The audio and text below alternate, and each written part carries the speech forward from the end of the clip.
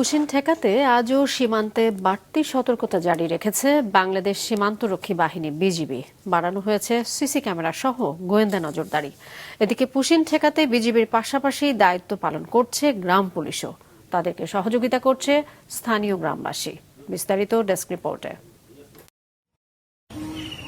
গতরাতে জামালপুরের দেওয়ানগঞ্জের বাঘারচর সীমান্তের কুমারেরচর এলাকায় আলো নিভিয়ে 18 জনকে পুশিনের চেষ্টা চালায় বিএসএফ, কিন্তু বিজিবি ও স্থানীয়দের প্রতিরোধের মুখে ব্যর্থ হয় সে চেষ্টা।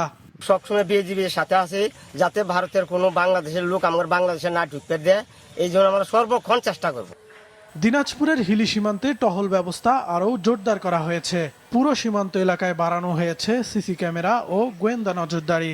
এতে আতঙ্ক কেটেছে স্থানীয়দের। আমাদের বিশেষায়িত ডগ ইউনিট কেনাইন ডগ তাদেরকে দ্বারা এবং আমাদের আইসিপিতে যারা আমাদের নিয়মিত আসা যাওয়া করেন যাত্রী বা জনগণ রয়েছে তাদের মাধ্যমেও যাতে কোনো অবৈধ নাগরিক কিংবা পার্শ্ববর্তী দেশ থেকে বিতাড়িত কোনো ব্যক্তিবর্গ আমাদের দেশে অবৈধভাবে প্রবেশ করতে না পারে সেই বিষয়ে আমরা যথেষ্ট তৎপর রয়েছি। মেহেরপুরের 65 কিলোমিটার সীমান্তে সতর্ক অবস্থানে রয়েছে বিজিবি। পুশিনের চেষ্টা রুখে দিতে বিজিবি সদস্যদের সাথে যোগ দিয়েছেন স্থানীয়রাও।